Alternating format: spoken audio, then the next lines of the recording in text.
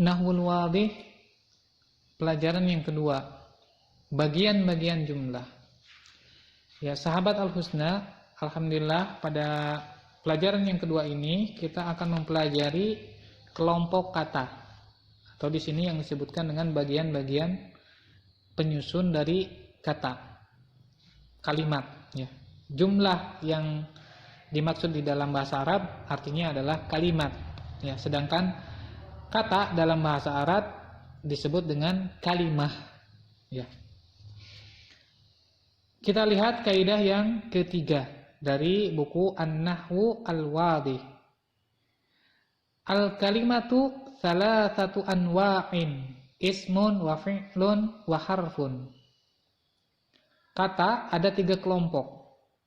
Yang pertama ismun, ya, yang kita sederhanakan dengan disebut kata benda. Wa fi'lun, kata kerja. Apa bedanya kata benda dengan kata kerja? Ini mudah sebetulnya. Kata benda tidak berkaitan dengan waktu, sedangkan kata kerja berkaitan dengan waktu. Ya. Yang ketiga, kelompok ketiga disebut dengan harf. Harf yang dimaksud di sini adalah huruf atau kata yang memiliki makna apabila digunakan di dalam kalimat. Sedangkan di dalam keadaan terpisah, ya, maknanya terkadang masih belum jelas.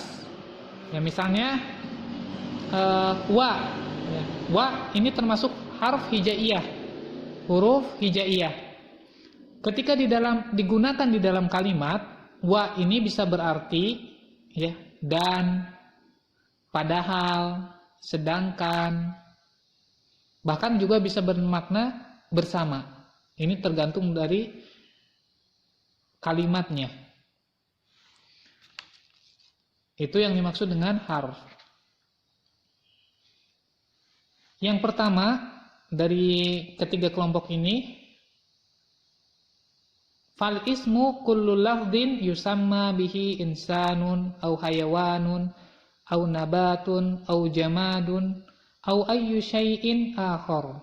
Jadi yang disebutkan di sini, yang disebut dengan isim adalah setiap lafaz yang digunakan untuk menamai sesuatu, baik manusia, hewan, tumbuh-tumbuhan, barang, atau apa saja. Yang kedua, wal fi'lu kullu lafdhin yadullu ala husuli amalin fi zamanin khasin. Ya, adapun kalimat fi'il, ya, kata fi'il, yaitu setiap lafaz yang menunjukkan terjadinya suatu pekerjaan pada waktu tertentu. Ya, seperti tadi disebutkan, titik poinnya adalah adanya kaitan dengan waktu. Yang ketiga harf. Wal harfu kullu lafdhin la yadhharu ma'nahu kamilan ila ma'a ghairihi. Ya, adapun huruf yaitu setiap lafaz yang tidak memiliki makna sempurna kecuali ketika digunakan di dalam kalimat. Nah, di dalam bahasa Arab, ya, kata ini tidak lepas dari 3 kelompok ini. Maka biasanya bagi kita, ya, kemampuan yang pertama yang kita miliki ketika kita belajar bahasa Arab adalah mengenali kata tersebut. Apakah itu termasuk isim, fi'il, atau harf yang nantinya akan sesuai dengan kaidah-kaidah yang digunakan.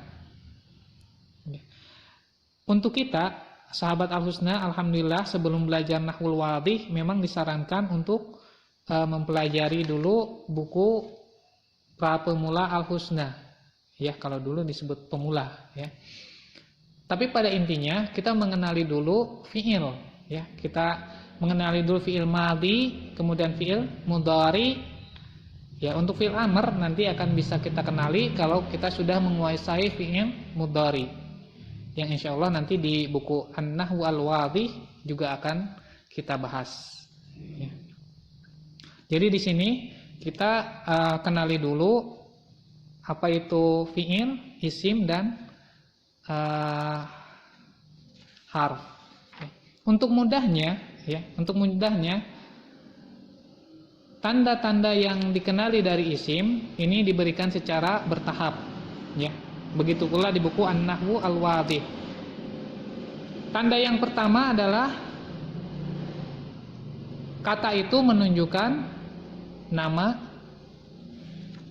suatu benda, baik itu manusia, hewan, tumbuhan, dan yang lain-lain. Cuma masalahnya kalau kita tidak tahu kosakatanya, ya bingung juga, ya, kecuali nama orang mungkin bisa diperkirakan. Nah, maka lihat tanda yang lainnya. Tanda yang lainnya adalah ada tanwin. Jadi kalau ada tanwin itu pasti isim. Ya, kita perhatikan saja di kata itu ada tanwin atau tidak. Yang kedua, ya berarti ketiga ya kalau tadi dengan nama. Yang ketiga berarti ada alif lam. Jadi ini yang kita perhatikan, ada tanwin dan ada alif lam. Ini dulu yang kita perhatikan ya untuk mengenali itu adalah isim, kata benda. Ya, misalnya di contoh, silahkan lihat contohnya. Rokiba Ibrahimu al-hisana. Rokiba ini fi'il. Ya, kalau kita sudah belajar al-husna, ini sudah kita pelajari ya, fi'il madhi. Ibrahimu ini nama orang, berarti isim. Al-hisana ini ada alif lam, berarti isim. Yang kedua, yuda'ibu Ismailu al-qitta. Yuda'ibu, ya ini fi'il mudhari. Ismailu nama orang, berarti isim. Al-qitta ada alif lam, berarti isim. Yahsudu al-falahu al-qamha. Yahsudu ya fi'il mudhari. Al-falahu ada alif lam, isim. Al-qamha ada alif lam, isim. Ta'kulu asyatu fulan wa sya'iran. Ta'kulu fi'il mudhari. Asyatu ada alif lam, isim. Fulan isim. Wa ya ini harf. Ya kalau harf ini memang dihafal saja. Apa saja yang termasuk dalam harf itu dihafal. Sya'iran. Sya'iran ada tanwin berarti isim. Ya silahkan juga dilihat nanti latihan-latihannya. Sami'tu an-nasihata. Sami'tu fi'il madhi, domirnya ana. An-nasihata isim. Ya, kenapa dibaca ta? Ya, dibaca dengan fathah ini karena objek atau maf'ulun bih yang nanti akan kita pelajari. Tapi pada bab ini kita hanya mempelajari menentukan mana fi'il, mana isim, dan mana harf. Ya, tadi kuncinya sebetulnya kita kuasai dulu fi'il, maka yang lain akan mudah.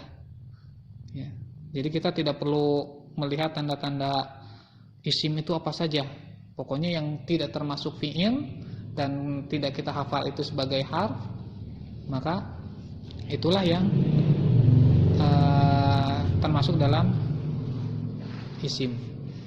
Ya, setiap isim dan fi'il nanti ada kaidah-kaidah yang terkait dengan keduanya. Karena itu ini adalah kemampuan dasar yang perlu kita perhatikan terlebih dahulu. Ya, syukran, jazakumullahu khairan.